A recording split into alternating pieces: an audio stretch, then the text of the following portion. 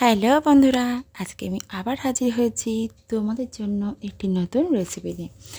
তাহলে তোমরা দেখতেই পাচ্ছ আজকে যে আমি একটা মাছের রেসিপি নিয়ে হাজির হয়েছি।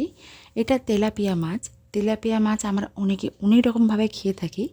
তো চলো আজকে মাছের রেসিপিটা আমার মতো করে বানিয়ে দেখো, আর খেয়ে দেখো তেলাপিয়া মাছের স্বাদ বদলে যাবে মাংসের মতোতে।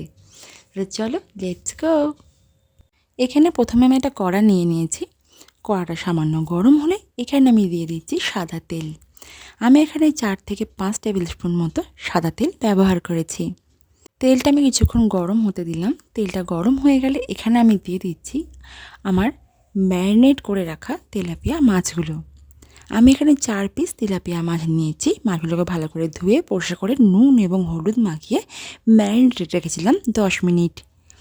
এবার এটা আমি তেলের মধ্যে দিয়ে ভালোভাবে উল্টে পাল্টে গোল্ডেন ফ্রাই করে নেব। আমি এখানে যেহেতু 4 পিস মাছ নিয়েছি আর আমি প্রত্যেক ব্যাচে 2টো করে মাছ ভেজেছি। ভালো করে উল্টে পাল্টে মাছগুলো ভাজা আমার প্রায় কমপ্লিট। আমি এবার নেক্সট ব্যাচে আরও 2খানা মাছ ভেজে নিচ্ছি।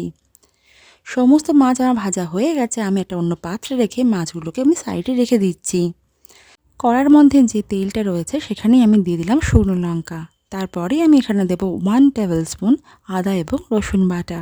এটা একটুখানি নাড়াচাড়া করে নিলাম। তারপরে আমি এখানে দিয়ে দিচ্ছি পেঁয়াজ কুচি। আমি এখানে 2টো পেঁয়াজ কুচি নিয়েছি। পেঁয়াজটা দেওয়ার পর আমি তেলের মধ্যে ভালোভাবে হালকা হাতে নাড়াচাড়া করব এবং পেঁয়াজটার মধ্যে যতক্ষণ একটা ব্রাউনি কালার আসছে ততক্ষণ পর্যন্ত এটা ভাজতে থাকবো। পেঁয়াজটার মধ্যে কালার চেঞ্জ হচ্ছে, তোমরা দেখতেই পাচ্ছ। এবার এই পর্যায়ে আমি এখানে দিয়ে দিচ্ছি টমেটো কুচি আর দিচ্ছি 2টো কাঁচা লঙ্কা। ঝালটা তোমরা তোমাদের ইচ্ছে অনুযায়ী বাড়িয়ে বা কমিয়ে নিও। টমেটো, পেঁয়াজ, লঙ্কা একই সাথে ভালো করে নাড়াচাড়া করছি। দেখতেই পাচ্ছ টমেটোটা খুব ভালোভাবে নরম হয়ে গেছে। এই সময় এদিকে আমি একটা বানিয়ে নেব, স্মুথ পেস্ট একটা করে নেব।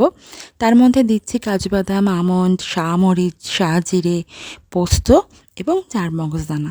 এগুলো দিয়ে কিছুটা পরিমাণে জল দিয়ে আমি একটা খুব সুন্দর মিহি পেস্ট বানিয়ে নিলাম। এদিকে আমার যে পেঁয়াজ, আদা, রসুন, কাঁচা লঙ্কা এবং টমেটোর মিশ্রণটা নরম হয়ে গেছে, সেখানে আমি এই পেস্টটা এবার অ্যাড করে দিচ্ছি।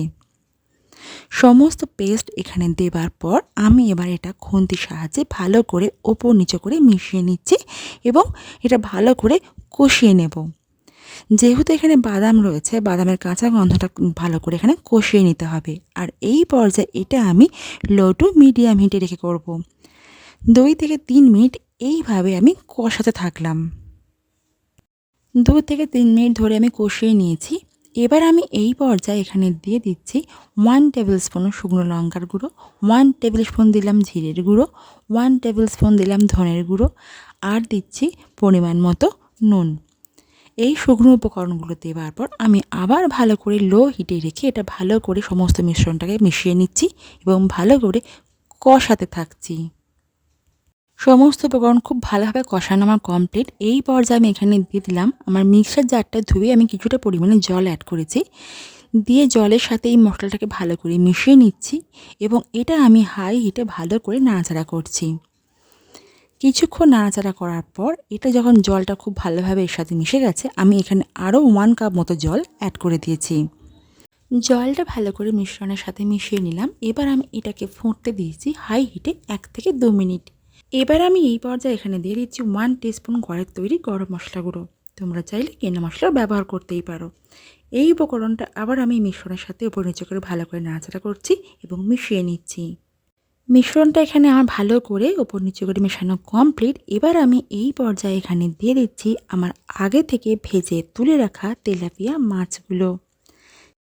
গ্রেভিটার মধ্যে আমার 4টে তেলাপিয়া মাছ আমি আস্তে আস্তে দিয়ে দিলাম।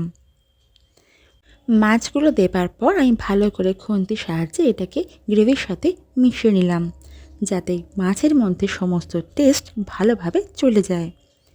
এবার আমি এই পর্যায়ে এটাকে ঢাকনা চাপা দিয়ে মিডিয়াম টু হাই হিটে রেখে এটাকে রান্না হতে দেব 4 থেকে 5 মিনিট।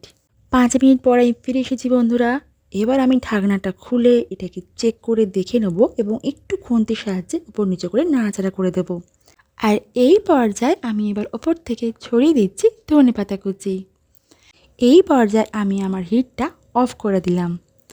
আর এই পর্যায়ে আমি এটাকে ঢাকনা চাপা দিয়ে স্ট্যান্ডিং টাইমে রাখবো 1.5 থেকে 2 মিনিট মতো। 2 মিনিট পরে আমি ফিরে এসেছি বন্ধুরা। তোমরা দেখতেই পাচ্ছ যে আমার আজকে রেসিপি একদম রেডি। দেখতেও যেমন দুর্দান্ত, খেতেও তেমনি ব্যাপক হয়েছে। তাহলে বন্ধুরা তোমরা তো দেখতেই পেলে যে আজকে রান্নাটা আমি কীভাবে বানালাম। তোমরাও ঝটপট প্রত্যেকে বানিয়ে ফেলো আর আমাকে জানিয়ে দাও তোমাদের কেমন লেগেছে। আর চলো এটা গরম গরম আগে পরিবেশন করে ফেলি। এটা গরম গরম ভাতের সাথে দুর্দান্ত লাগে খেতে। আঙুল চেটে পুটে সাপ করে খাবেই খাবে, ছোট থেকে বড় সকলেই পছন্দ করবে। আর তোমাদের যদি এই রান্নাটা ভালো লেগে থাকে তাহলে আমাকে একটা লাইক করে দিতে ভুলো না বন্ধুরা। আর যারা আমার চ্যানেলে নতুন তারা আমাকে সাবস্ক্রাইব করো আর বেল আইকনটা প্রেস করে দাও আমার আপলোড করা আগামী নোটিফিকেশনগুলো তোমাদের কাছে আগে পৌঁছে যাওয়ার জন্য। আর যারা আমাকে সাবস্ক্রাইব করেছো সে সকল ফ্রেন্ডদের জন্য তো আমার অজস্র ভালোবাসা। আজকের রান্নাটা দেখার জন্য অসংখ্য ধন্যবাদ বন্ধুরা। আমি আবার ফিরবো তোমাদের জন্য নেক্সট আরও নতুন কোনো একটা রেসিপি নিয়ে। আজকের মতো টাটা।